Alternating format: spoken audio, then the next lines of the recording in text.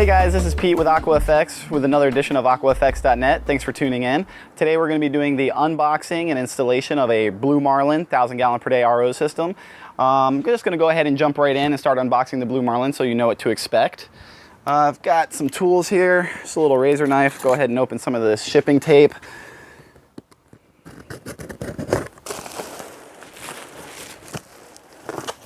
As you can see, the unit is packed very tightly and securely so that during transportation there's no broken pieces. I'm still going to go ahead and inspect for any sort of physical damage such as cracks to the canisters, bent brackets or pressure gauge, anything that might be wrong.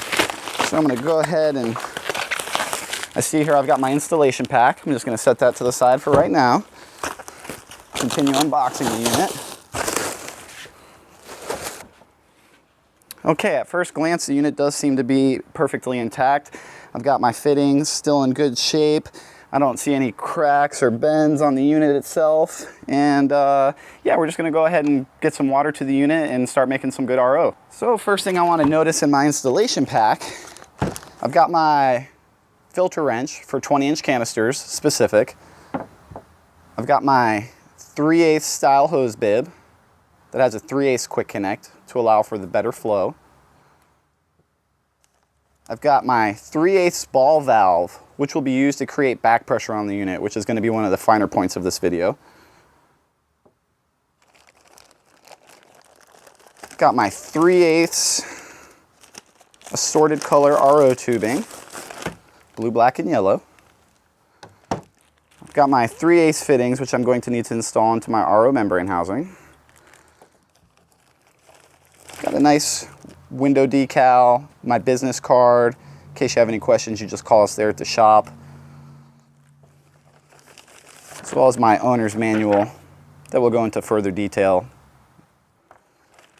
Okay, the first thing I'm going to do is go ahead and connect my 3/8 hose bib right to the garden spigot or any sort of 3/4 inch male pipe thread.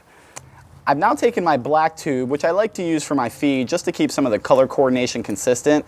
I'm going to now take my 3/8 hose bib adapter. Go ahead and just thread it onto your garden spigot like so. Really only requires it to be hand tight.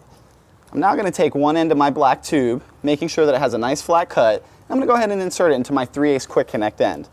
Again, to do this, all that you do is push the fitting in, push the tube into the fitting, and it should make a nice secure seal. I'm now going to take the other end of my tube and connect it into the first clear canister on my RO unit. I've now got the other end of my 3/8 black tube that I'm going to go ahead and connect to the very first clear canister sediment filter on this Blue Marlin. Again, with the quick connect fittings, just push in. You'll feel it seat past an O-ring and you'll know that's good to go. Before I turn on my water supply, I want to make sure that my fittings are installed in my RO membrane housing.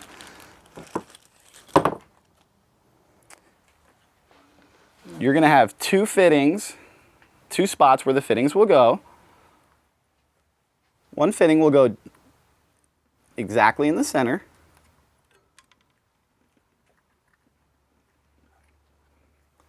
And I like to do the center fitting first so that I can access it easier with a wrench.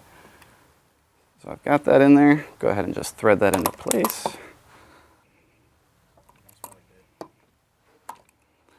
I'm now going to take my drain fitting, which is off center, and go ahead and thread that into place. I'm now going to go ahead and connect my feed fitting into the RO membrane. Notice the feed fitting is off center. The center will be plugged. I'll just go ahead and get it threaded here. Get finger tight, and then I'll grab a wrench just to go ahead and get it the last couple turns.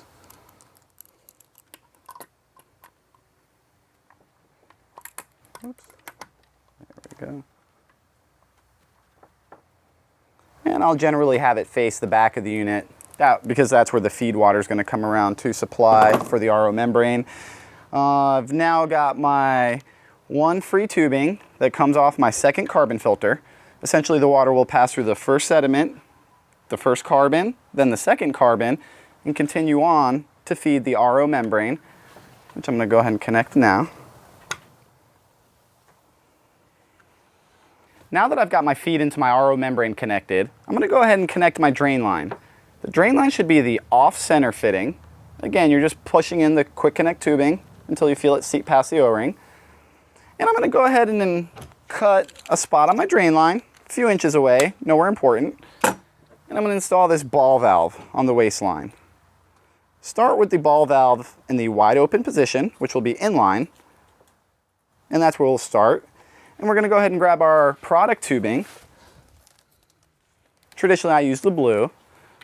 And we're just going to connect our product tubing to the center fitting. Again, make sure it's nice and tight. Now I'm going to take my product tube and go to wherever I've got my product water going. And I need to make sure that my wastewater tube has a dedicated place to drain continuously with no restriction or obstruction in the waistline. I've now got water passing through my unit. 100% of the water is going to pass out of the waste tube at first until you add restriction on the ball valve that we placed on the drain line just a few minutes ago. You'll also notice that the pressure gauge is pretty much zeroed out right now because we have the ball valve on the waistline wide open. So what I like to do is grab 2 containers of equal volume, put my wastewater into one of them and my product water into the other one, and start setting up our wastewater ratios. Notice that the water will naturally come out the waste tube, and as I restrict the ball valve, I start to see product water being made.